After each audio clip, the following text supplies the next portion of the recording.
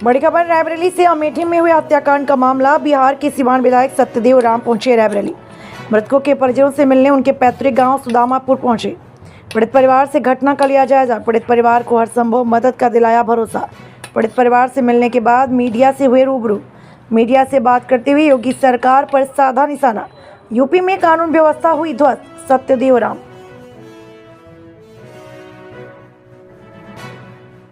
परिचय दे दीजिए।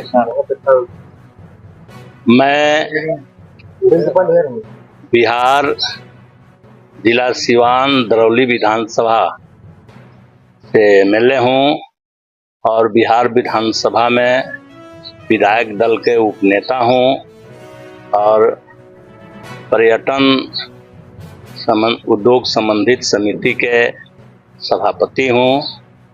अभी हमने बिहार में ये घटना पढ़ा सुदामापुर के। हमने देखा कि पूरा परिवार निर्मम तरीके से हत्या कर दी गई है।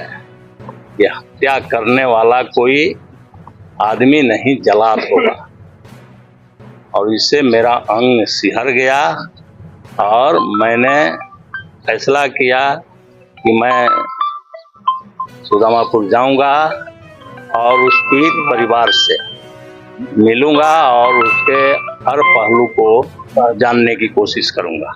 उसी स्थिति में मैं यहाँ पहुंचा हूँ। आपको कुछ जिस तरीके से नरसंहार हुआ है इसके नजरिए से देख रहे हैं इसको जो नरसंहार हुआ है इस तरीके से देख रहे हैं। ये नरसंहार है और जो इसमें प्रशासन की तरफ से सरकार की तरफ से जो पहल हो रही है ऐसे नरसंहारों का बढ़ावा देना और साथ साथ नरसंहार के अंजाम देने वाले लोगों का बढ़ावा देना ये दिखता है। हम अभी कोशिश कर रहे हैं कि इसकी तह में जा करके और सच्चाई को हम जाने। अभी आप लोगों के सामने में जो मेरी बात हो रही थी कि जिस दिन जिस बाप की पूरे हिंदुस्तान की ये बात है कि कोई बाप नहीं चाहता है कि हम अपने बेटा के शव को कंधा पर चढ़ा दें। उसकी कोशिश रहती है कि हम बेटा के कंधे पर जाएं, लेकिन यहाँ बेटा की मृत्यु, पतोहू की मृत्यु, नाती की मृत्यु, नतनी की मृत्यु निर्मम तरीके से किया गया है और दाह संस्कार करने जब जा रहे हैं तो सरकार अपने पास बुला लेती है। अरे तो हिंदू रीति रिवाज से भी गड़बड़ है।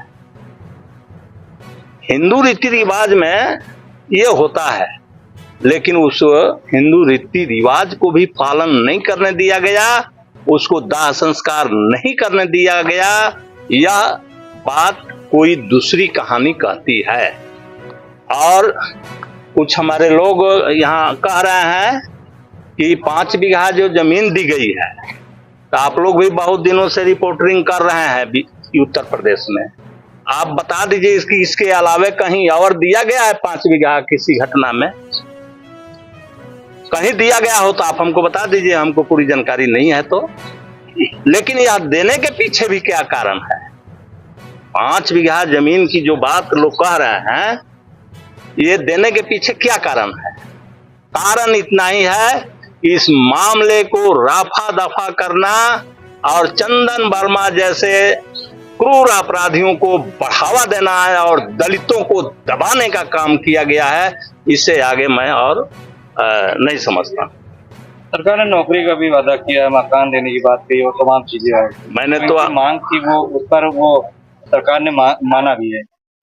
मैंने तो कहा कि इस तरह से जनसंहार हो रहा है और आप दोषी पर पूरे उसके यही कह रहे हैं कि अकेले तो नहीं मारा होगा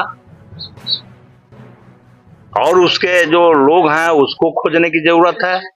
लेकिन यहाँ तक उत्तर प्रदेश में हम ये देख रहे हैं कि दाह संस्कार करने को भी परिवार के लोगों को मुयस्सर नहीं हो रहा है। नहीं तो कायदे से वहां से डेड बॉडी उठा के आना चाहिए था सुदामापुर गांव में, और उनके जो घर के लोग हैं, पड़ोस के लोग हैं, बिरादर के लोग हैं, गांव के जो लोग हैं, उनको पहले ये अवसर देना चाहिए था। लेकिन आपने तो सारी विधि करके दिए कि अब आप एक कदम आगे नहीं बढ़ेंगे। तो इससे चिंता होती है।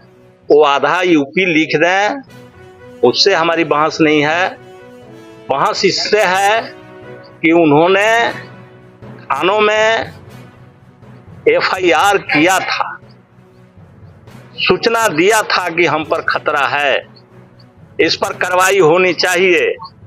न वो कार्रवाई होती है और न अब भी वैसा ठोस कार्रवाई होती है, और केस को भी रफा दफा करने के तरफ पूरे तौर पर प्रशासन लगा हुआ। क्या परिवार के लोगों को अंतिम संस्कार नहीं करने दिए गए? यही तो हम बोल रहे हैं। सबसे पहले तो एफआईआर भी पढ़ी, क्या उसमें क्या लग रहा था? अब एफआईआर हमने पढ़ी, हमने देखा कि जो आवेदन होता है, जो प्रार्थी होता है आवेदन देता है, और उसके नीचे उसका सिग्नेचर रहता है, ताकि इस बात का पता चले कि प्रार्थी ने ये आवेदन दिया है। वो उनका सिग्नेचर में नहीं है, उनका आवेदन का बात दर्ज है, वो नहीं है, तो किसी और प्रक्रिया के तहत होगा। अब हम लोग इसके जांच पड़ताल करने जा रहे हैं। अभी हम एसपी साहब के पास जाएंगे और इस पर डिटेल बात